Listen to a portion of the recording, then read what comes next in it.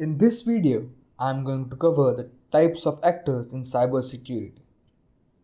Over the past few years, cybersecurity has made its way onto every organization's radar.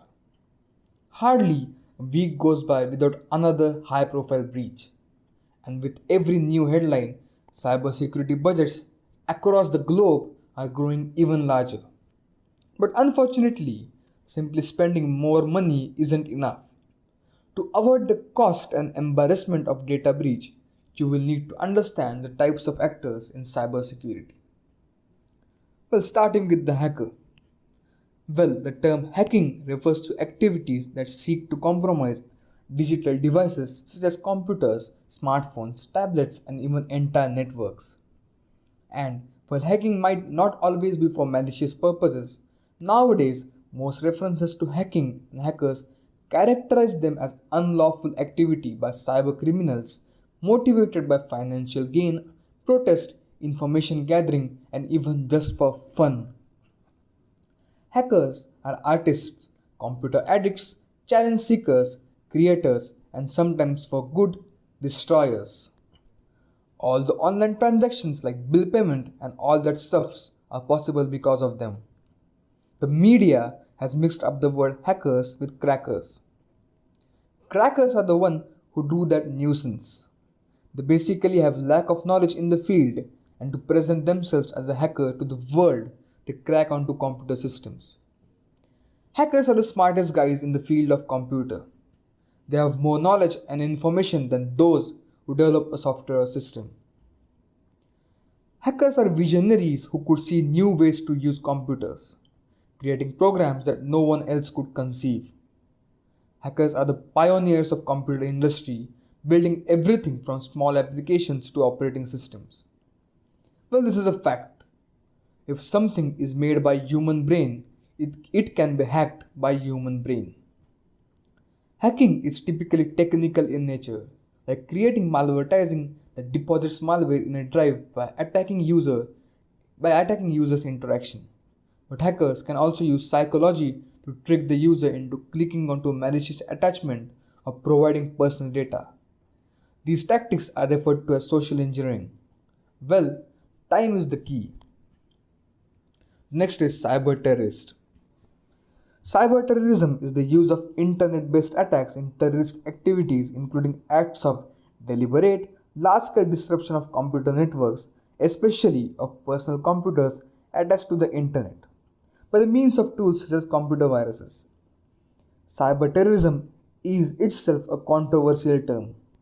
Some authors choose a very narrow definition relating to deployments by known terrorist organizations of disruption of attacks, creating alarm and panic. By this narrow definition, it is difficult to identify any instances of cyberterrorism. The term was first coined in 1994. It differs from traditional terrorism because of its ability to gain leverage from a person, group, or government computer. Nevertheless, just as a traditional terrorism, cyberterrorism causes death, loss of property, and terror in people's minds. Cyberterrorism also involves worldwide economic chaos and environmental damage by hacking critical systems. Cyberterrorism is the convergence of cyberspace and terrorism. It refers to unlawful attacks or threats against computers, computer networks, and the information stored therein when done to intimidate or coerce a government or its people in the further, that is, political action or social objectives. Well, some of the areas of cyberterrorism that are targeted are phishing, water holing hole, ransomware, and scanning. What is a watering hole? Watering hole is basically a deployment of fake web page to compromise the original in order to attack visiting users, like downloading of remote access tools. The next is hacktivism, derived from combining the words hack and activism. Hacktivism is the act of hacking or breaking into a computer system for politically or socially motivated purposes. The individuals who perform an act of hacktivism is said to be a hacktivist.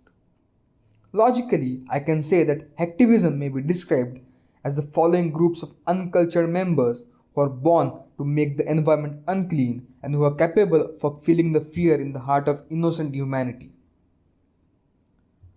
Common targets for hacktivists include government agencies, multinational corporations, or any other entity perceived as bad or wrong by hacktivist groups or individuals. Of course, gaining unauthorized access to any organization's assets through such activities is a criminal act, no matter what the intention might be. Primarily, activism is sparked by an individual's or group's perception of what they consider to be wrong or unjust and hence incentives them to do something about it.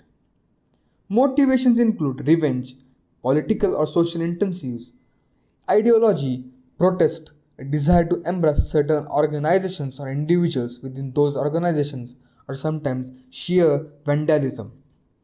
In general, hacker groups aim to question, provoke, and challenge governments, organizations, and companies who go against their moral position. With roots in hacker culture and hacker ethics, its ends are often related to free speech, human rights, or freedom of information movements. Next is state sponsored attacks.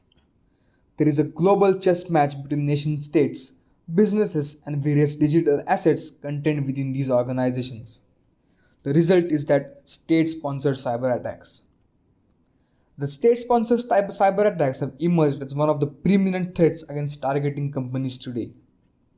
Backed by governments and funded with the biggest bankrolls, state sponsored groups can apply seemingly limitless resources to achieve their malicious objectives in an age when security companies are strapped by tight budgets and a cybersecurity talent shortage. Out of 94 cases of cyber attacks reported as financial crimes since 2007, the attackers behind 23 of them were believed to be state sponsored, the majority coming from countries like Iran, Russia, China, and North Korea.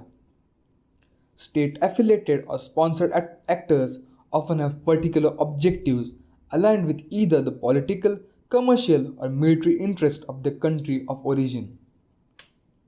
Wherever possible, state sponsored attacks will be used standard attack methodologies used by other typical cybercrime actors and penetration testers. They do so because they work incredibly effectively and are so generic they can't be attributed to any particular group.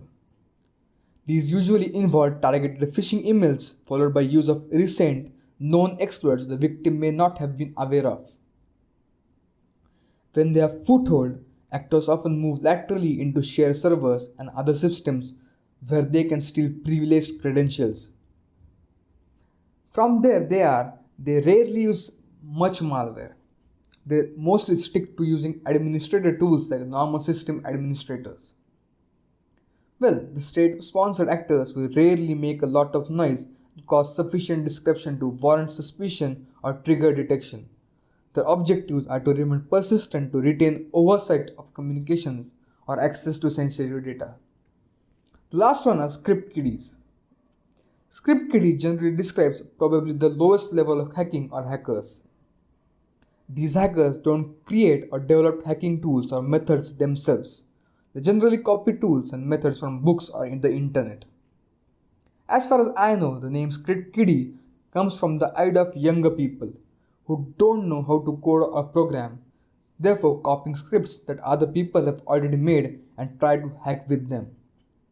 For example, imagine a child gets their first computer. The child watches a movie about hacking and then downloads a copy of Kali Linux. They begin playing with various programs while searching for online tutorials. The most serious threat a script kiddie possesses is the use of social engineering. A script kiddie lacks the knowledge to create software or exploit vulnerabilities. To compensate, they often turn to social engineering in order to manipulate victims into granting access or sharing information. Ethical hacking is not the same thing as script kiddie. Script kiddies are essentially just people who think they can hack and only know a very small amount of information.